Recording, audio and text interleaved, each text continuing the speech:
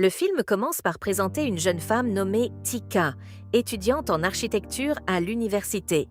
Issue d'une famille modeste, elle est souvent victime d'intimidation de la part de ses camarades en raison de sa situation financière.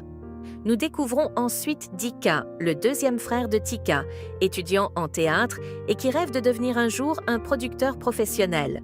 Enfin, il y a Dodi, le plus jeune frère de Tika, encore à l'école primaire.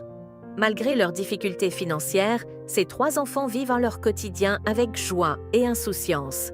Ils vont même jusqu'à s'incruster à des mariages d'inconnus pour manger gratuitement, jusqu'à ce qu'ils se fassent prendre par les mariés.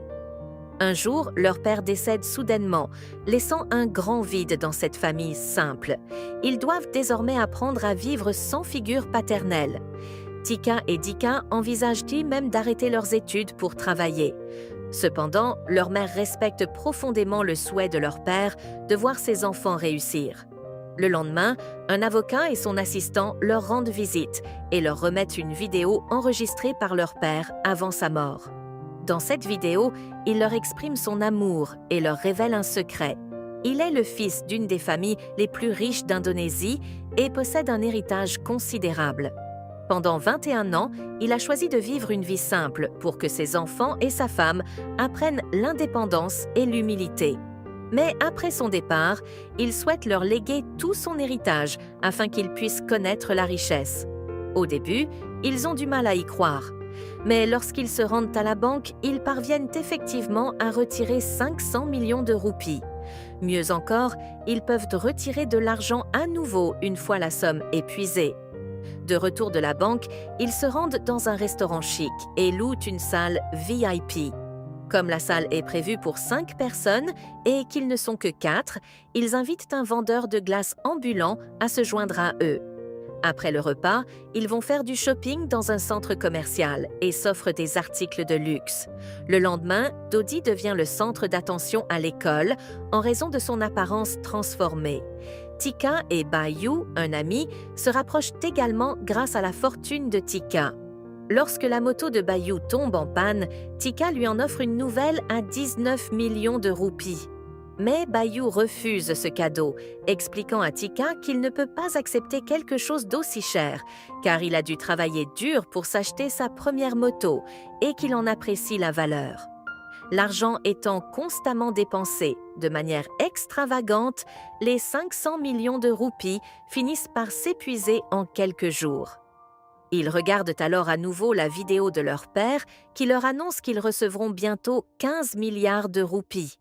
Après avoir retiré cette somme, leur vie devient encore plus décadente et ils se livrent à toutes sortes de folies. Ils achètent une maison à 8 milliards, du mobilier hors de prix, et engagent même le gardien de sécurité du magasin de meubles. Ils achètent également 3 voitures en même temps, alors qu'aucun d'eux ne sait conduire. Les anciens amis de Tika, qui l'intimidaient auparavant, se rapprochent d'elle. En revanche, ses relations avec ses vrais amis se détériorent, car elle fréquente désormais des personnes riches. Cela affecte sa préparation aux Olympiades de physique auxquelles elle doit participer. Sa relation avec Bayu est également mise à rude épreuve suite à l'incident de la moto, même si Bayu lui a pardonné. Dika, quant à lui, sous-estime désormais le coût des acteurs pour sa pièce de théâtre, comme si l'argent était inépuisable. Leur mère gaspille également des sommes folles en donnant de l'argent aux musiciens de rue. Elle passe même à la télévision en raison de ses dons extravagants qui deviennent viraux sur les réseaux sociaux.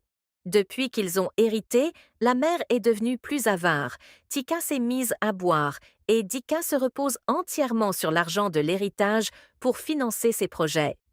Un jour, l'avocat revient leur montrer une nouvelle vidéo de leur père, dans laquelle il leur annonce que l'héritage est épuisé. Dika est désemparé, car il a besoin d'argent pour sa pièce de théâtre. Pour la première fois depuis longtemps, il se retrouve confronté à des problèmes d'argent, alors qu'auparavant, le manque d'argent était une réalité quotidienne. Les amis riches de Tika s'éloignent à nouveau d'elle, tout comme l'ami de Dika, qui commence à être déçu par son comportement. Seul Dodi ressent le changement au sein de la famille, car personne n'a plus de temps à lui consacrer, même pour dîner. Un soir, alors que Tika est en discothèque, elle surprend une conversation dans laquelle quelqu'un s'étonne de la voir dans un tel endroit compte tenu de son intelligence. C'est le déclic pour Tika. Elle décide de changer ses habitudes et de se concentrer à nouveau sur les Olympiades. Elle supplie ses anciens amis de lui donner une seconde chance. À partir de là, la situation semble revenir à la normale. Tika reprend sa préparation pour les Olympiades. Leur mère distribue des produits de première nécessité aux pauvres et Dika parvient à trouver des fonds pour sa pièce de théâtre.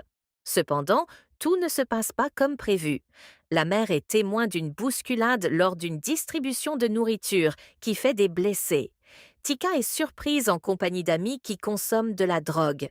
Quant à Dika, il s'avère qu'il a obtenu des fonds de la part de représentants politiques en campagne électorale. Par conséquent, la pièce de théâtre, qui s'annonçait prometteuse, est un échec. Rien ne se déroule comme prévu et tout s'effondre. Heureusement, le test de dépistage de drogue de Tika se révèle négatif. Comme si cela ne suffisait pas, l'avocat revient une nuit avec un homme qui prétend être le frère cadet de leur père, un homme dont ils n'avaient jamais entendu parler. Il exige de récupérer tous les biens de leur père. Ils n'ont d'autre choix que de se plier à sa demande. Cette mauvaise expérience leur ouvre les yeux. Les biens matériels ne sont que temporaires et un mode de vie extravagant peut tout détruire. Ils comprennent alors que l'argent et la célébrité ne garantissent pas le bonheur. En résumé, ils retournent vivre dans leur ancienne maison et retrouvent une vie simple. Tika et Bayou se marient bientôt et Dika accepte sa situation. Avant la fin du film, un autre avocat leur montre une dernière vidéo de leur père, dans laquelle il s'excuse d'avoir perturbé le bonheur de sa famille avec l'apparition de son frère cadet. Il s'avère que cet homme n'était pas son frère, mais un ami proche chargé de jouer ce rôle. En réalité, leur père est toujours riche. Il voulait simplement leur donner une leçon. La richesse ne doit pas faire oublier l'importance des relations humaines, et elle ne peut pas racheter une amitié sincère. Le film se termine ainsi. Le message principal de ce film est que le bonheur ne dépend pas uniquement de la richesse. Passer du temps avec ses amis et sa famille est peut-être le vrai bonheur. Alors, dès maintenant, profitez de vos proches, car il ne faut rien regretter le jour où l'on quitte ce monde. Merci d'avoir regardé cette vidéo jusqu'au bout. N'oubliez pas de liker, commenter et vous abonner si vous avez aimé ce contenu. À bientôt pour une prochaine vidéo.